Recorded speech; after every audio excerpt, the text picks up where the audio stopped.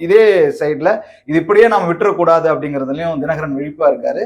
தமிழக வெற்றி கழகத்துடன் ஒரு முதல் கட்ட பேச்சுவார்த்தை ரகசியமா நடந்திருக்கிறதா ஒரு தகவல் வெளியாக இருக்கு.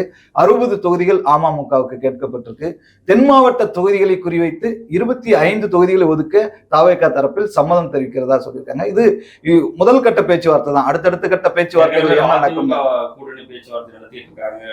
அது எல்லாமே முடிஞ்சிருச்சு. அது பத்தின எந்த இதுவுமே இப்போ அப்டேட் இல்லை. இன்னொன்னு இவங்க ஸ்ட்ராங்கா இருக்காங்க. அதிமுக பாஜக கூட்டணி அப்படின்னு. தாவேகா தலைமையில் தான் கூட்டணின்றதுல தாவேகம் உறுதியா இருக்கு. அதனால அதிமுக தாவேகா கூட்டணி என்பது இனி சாத்தியமில்லை. ஷட்டரை இழுத்து மூடியாச்சு. ஆமா, அதனாலதான் ஷட்டரை இழுத்து மூடியாச்சு. அது இனிமே அது சம்பந்தமான பேசு பொருள்ன்றது வெறுமனே சும்மா காத்துல பேசுற மாதிரி அப்படிங்கிறது தான்.